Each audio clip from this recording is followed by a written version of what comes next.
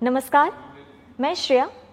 शिक्षा की बात हर शनिवार के इस नए अंक में आप सभी शिक्षा प्रेमियों का हार्दिक स्वागत है, सादर अभिनंदन है। शिक्षा की बात हर शनिवार आप सभी शिक्षकों के सवालों को मंच देता है और उन्हीं सवालों के जवाब के साथ हमारे बीच एक बार फिर उपस्थित हैं शिक्षा विभाग के अपर मुख्य सचिव doctor S Siddharth sir. Sir, बहुत बहुत स्वागत है। सर, आज का जो हमारा सबसे पहला सवाल है निधि कुमारी किशनगंज से। कहती हैं, सर शिक्षा की बात से तो हमें बहुत सारी जानकारियां मिलती रहती हैं, पर कभी कभी तुरंत के तुरंत हमें कुछ जानकारियां चाहिए होती है। ऐसे में हम आपको तुरंत ही व्हाट्सएप करते हैं, कभी कभी कॉल भी कर देते हैं। सर, उसका मुझे कुछ पता नहीं चलता है, कृपया बताएं कि उस मैसेज का क्या होता है। देखिए, मैं देखता तो सभी हूँ, मैसेज है, कॉल है और बड़ी संख्या में आते हैं और कभी कभी एक एक घंटे में 50 मैसेज और 50 कॉल भी आ जाते हैं। बहुत सारे लोग ट्रांसफर पोस्टिंग के बारे में पूछते हैं, कुछ लोग मिड डे मील की शिकायत करते हैं और विभिन्न प्रकार के इश्यूज़ के बारे में लोग बोलते हैं। लेकिन देखिए, किसी चैनल को फ्लड कर देना और किसी चैनल में इतने सारे मैसेजेस एक साथ भेजना, उससे क्या होता है कि उसका फिर कंप्लायंस का भी इश्यूज हो जाता है।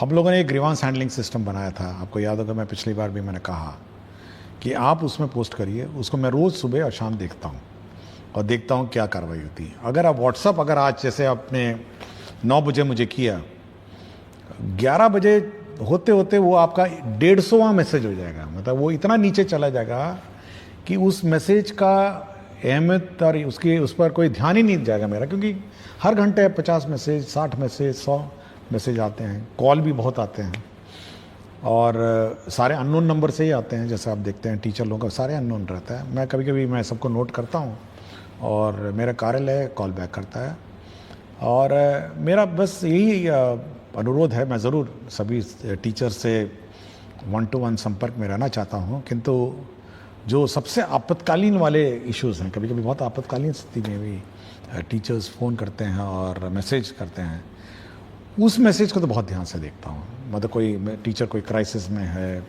या उसको विशेष समस्या है। लेकिन रूटीन में अगर आप पूछने लग जाएं कि मेरा ट्रांसफ़र कब होगा, मेरा क्या हुआ, मेरा इस आवेदन का क्या हुआ, मेरा HRMS ऑनबोर्डिंग नहीं हुआ, मेरा प्राण ठीक नहीं हुआ, तो वो सब मैसेजेस जो हैं वो टेक्निकली हम उम्मीद करते हैं कि वो हमारे जो ग्रीवांस हैंडलिंग पोर्टल है उसके माध्यम से प्राप्त हों, ताकि मेरा ऑफिसर भी देख सके, मैं भी देखूंगा, वो भी देखेंगे और समाधान करूं।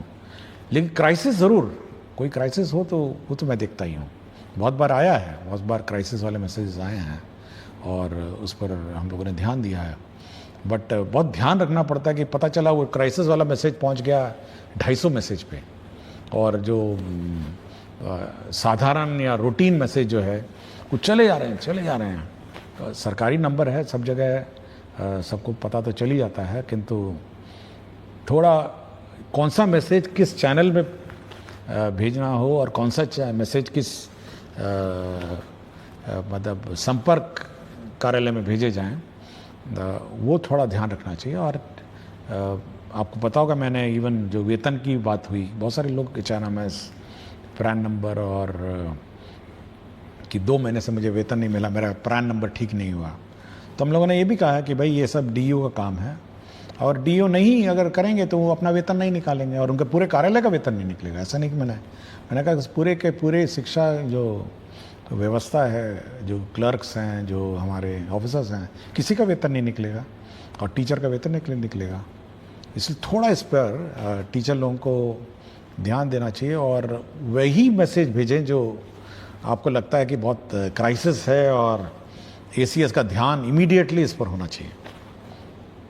और usually most of the messages मैं फॉरवर्ड कर देता हूँ अपने ऑफिसर्स को और बहुतों को कॉल बैक भी आता होगा, सब लोग देखते होंगे। बट चैनल अप्रोप्रिएट चैनल होगा कि आप ग्रीवांस हैंडलिंग जो पोर्टल है उस पर आप पोस्ट करें। सर, दूसरा सवाल स्मिता श्री, उत्क्रमित उच्चतर माध्यमिक विद्यालय असुरारी, बरौनी, बेगूसराय से। सर, मैंने अनुभव किया है कि कक्षा में गहन प्रयास करने के बाद भी यथेष्ट आउटपुट विद्यार्थियों के लर्निंग के रूप में नहीं मिलता है। विश्लेषण करने पर मैंने पाया कि सबसे बड़ी खोट बच्चों की लगातार अनुपस्थिति या फिर अनियमित अनुपस्थिति है, जिससे वो पाठ में सिखाए गए विषयों को क्रम में नहीं ले पाते हैं और न ही सजगता से स्मरण में संग्रहित कर पाते हैं। हम सर्व शिक्षा लागू करने के चौथाई दशक आगे आ चुके हैं और 86वें संविधान संशोधन में बच्चों को शिक्षा दिलाने को मौलिक कर्तव्य के रूप में रखने के बावजूद अभी तक अभिभावकों की इसके लिए कोई जिम्मेदारी नहीं तय कर पाए हैं। क्या मैं उम्मीद कर सकती हूँ कि गुणवत्तापूर्ण शिक्षा के लिए आपके प्रयासों में आप इस संबंधित कोई निर्देश देंगे, जिससे विद्यालय के हाथ सशक्त हो और अधिगम आउटपुट बढ़े? देखिए, अगर आप किसी सरकारी व्यवस्था में, तो सरकारी स्कूल है और प्राइवेट स्कूल भी आप देखते होंगे, और अगर कोई स्टूडेंट प्राइवेट स्कूल में लगातार अनुपस्थित होता है और अनियमित है, तो उसको चिट्ठी उसके माता पिता को भेज देते हैं कि भाई आपके टीचर, आपके जो स्टूडेंट है और आपके जो छात्र छात्राएं हैं, हम लोग स्कूल से बाहर निकाल देंगे। यह व्यवस्था आपके पेरेंट टीचर मीटिंग में और आपको भी है। मतलब अगर आप उसको नोटिस देंगे कि आप अपने बच्चे को लगातार नियमित नहीं आएंगे, तो हम उस स्टूडेंट को हम लोग स्कूल से निकाल देंगे, अनलेस एंड अनटिल कोई विशेष व्यवस्था हो। ये व्यवस्था आज भी हेडमास्टर के पास है और आज भी क्लास टीचर के पास है। ये हम लोगों ने ना ही उनसे लिया है।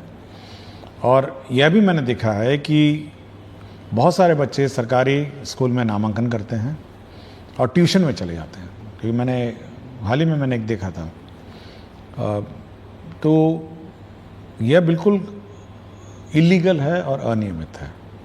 और अगर कोई बच्चा ट्यूशन के बहाने सरकारी स्कूल से लापता रहता है, तो यह हेडमास्टर और जो टीचर है, ये उनके पेरेंट को नोटिस देंगे कि यदि आप अपने टीचर स्टूडेंट को नियमित रूप से नहीं भेजेंगे, तो हम लोग उसका नाम काट देंगे। ये बिल्कुल स्पष्ट होना चाहिए, क्योंकि ऐसा नहीं हो सकता है कि आप 270 दिन का आपका स्कूलिंग है, आप 50 दिन आ जाएं और ये उम्मीद करें कि हम लोग गुणवत्ता शिक्षा देंगे। ये पॉसिबल नहीं है। यह पेरेंट का भी दायित्व है कि बच्चे को सुबह से उठाएं, सुबह सुबह स्कूल भेजें और समय पे भेजें। बहुत सारी समस्या हो सकती है, कोई व्यक्तिगत विशेष समस्या हो सकती है, और मैं चाहूँगा कि ये सख्ती टीचर्स भी बरतें और हेडमास्टर भी बरतें और पेरेंट्स को सचेत कर दें कि अगर आपका बच्चा नहीं आएगा, एक बार लिखित में दे दें कि भाई देखिए ऐसा है, आपका बच्चा फलाना दिन इस महीने में इतने दिन आया और इतने दिन नहीं आया, और ये बिल्कुल खेद का विषय है, और ये इसमें अगर सुधार नहीं होगा तो हम आपके बच्चे को स्कूल से बाहर निकाल देंगे। यह चेतावनी देनी चाहिए। हम वो वाला सिस्टम नहीं लागू कर रहे हैं कि 3 दिन में अगर स्कूल में नहीं आया तो नाम काट दिया जाए। हो सकता है कोई बीमारी हो सकता है या कोई घर पे कोई विशेष समस्या हो सकती है, लेकिन अगर डिलिब्रेट आप ट्यूशन में पढ़ेंगे या कहीं और जाके पढ़ते रहेंगे और इस स्कूल में नहीं आएंगे, तो अनावश्यक रूप से आप पूरे शैक्षणिक माहौल को बिगाड़ेंगे। तो इस टीचर्स और हेडमास्टर इस संबंध में सचेत रहें, और पेरेंट टीचर्स मीटिंग में पेरेंट्स नहीं आते हैं तब भी चेतावनी दें। थोड़ी कड़ाई करनी पड़ेगी। देखिए, शैक्षणिक व्यवस्था ऐसे नहीं हो सकती है। यह कोई ऐसा व्यवस्था नहीं है कि हम लोग वन साइडेड मेहनत कर रहे हैं और वहाँ पे अभिभावक इसको लाइटली ले रहे हैं या बच्चे बहुत लाइटली ले रहे हैं। नहीं, ये नहीं ले सकते। सरकार कितना पैसा इसमें डालती है, कितना टीचर बहाल कर चुकी है, कितने बुक्स आपको फ्री दिए हैं, कितना स्कॉलरशिप देती है, कितनी राशि इसमें व्यय होता है। इस व्यवस्था को लाइटली नहीं लिया जा सकता है। हम मेहनत करेंगे तो अभिभावक को भी मेहनत करना पड़ेगा और बच्चों को भी मेहनत करके स्कूल में आना पड़ेगा। ये दोनों तरफ है। टीचर्स बहुत मेहनत कर रहे हैं, बिल्कुल ठीक बोली हैं कि इतनी मेहनत करती हैं, उसके बाद भी बच्चा अगर गायब हो जाएगा तो कार्रवाई हो जानी चाहिए। ये हम लोग कोई मतलब ऐसी व्यवस्था नहीं हम लोग चाह रहे हैं कि एक तरफा हम मेहनत करते रहें और दूर से बच्चा ही नहीं आए और बच्चा भाग जाए। तो ये थोड़ा tightening of the system, parent को चेतावनी, पेरेंट को नोटिस, और उसके बाद टर्मिनेट कर दीजिए। कोई बोले जाइए अपना जहाँ पढ़ाना पढ़ाइए, हम इस पर इसकी जवाबदेही नहीं लेंगे। आप 50 दिन नहीं आएंगे तो क्या जवाब दे लेंगे आपकी पढ़ाई का? कॉलेज में ट्राई करिए, आपका अटेंडेंस नहीं होगा तो एग्ज़ाम लिखने नहीं देगा। प्राइवेट स्कूल में 3 दिन अगर नहीं आएंगे, 4 दिन नहीं आएंगे, सप्ताह भर नहीं, अगले दिन टीसी दे देगा आपको। तो थोड़ा कड़ाई टीचर्स को और हेडमास्टर को करनी पड़ेगी, जितने अभिभावक हैं। सर, अगला सवाल पुष्पा प्रसाद राजकीय कन्या मध्य विश्वविद्यालय कुचायकोट गोपालगंज से है। कहती हैं, सर को मेरा प्रणाम। सर, हमारे सरकारी विद्यालयों में प्रायः गरीब परिवार की बच्चियां पढ़ती हैं। मेरे द्वारा बच्चियों के स्वास्थ्य पर विद्यालय में कार्य किए जा रहे हैं। सर, मैं यह प्रश्न पूछना चाहती हूं कि सरकारी विद्यालयों में 6ठी से 8वीं या ऊपर कक्षा में बच्चियों के साथ माहवारी के समय स्कूल आना बहुत मुश्किल होता है। सरकार के द्वारा सैनिटरी पैड मशीन की व्यवस्था स्कूल को कैसे उपलब्ध होगी, जिससे कि बच्चियों की पढ़ाई उस दौरान बाधित नहीं हो सके? देखिए, राज्य सरकार द्वारा एक योजना चलाई जाती है, मुख्यमंत्री किशोरी स्वास्थ्य योजना, और राज्य सरकार सभी को डीबीटी के माध्यम से 300 रुपये देती है। हम लोग पहले लेट देते थे साल के अंत में, इस बार हम लोग शुरू में देना चाह रहे हैं और ये अगला 1 महीना में ये भी ट्रांसफ़र हो जाएगा।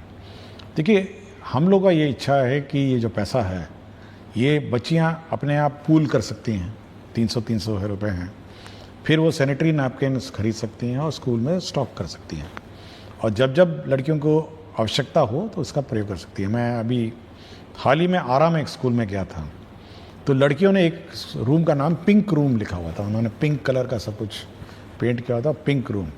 और जो भी लड़कियों की इस प्रकार की समस्या आती है तो वो उस पिंक रूम जाती हैं, वहाँ पे ये पैड अलमारियों में स्टॉक रहता है और वहाँ से अपना यूज़ करते हैं। तो ये लड़कियों को जॉइंटली इसको यूज़ करना और जॉइंटली इस व्यवस्था को प्रयोग करना, ये सिखाना चाहिए। तो डीबीटी में हो सकता है कि उनको पता भी नहीं हो, क्योंकि पैसा तो जाता है अकाउंट में, अब इसको पता भी नहीं होगा कि 300 रुपये इस कार्य के लिए है। तो ये मैं इस माध्यम से ये कहना चाहूँगा कि जो लेडी टीचर्स हैं वो सभी लड़कियों को ये बात सिखाएं कि भाई 300 रुपये आए हैं, 10 लड़कियाँ हो गई तो 3000 रुपये हो जाएगा, और मतलब 100 लड़कियाँ हो जाएंगी तो आपका 30,000 रुपये हो जाएंगे। तो ये सब इकट्ठा करके एक साथ वो परचेज कर सकती हैं इन लॉट्स और फिर यूज़ कर सकती हैं। तो लड़की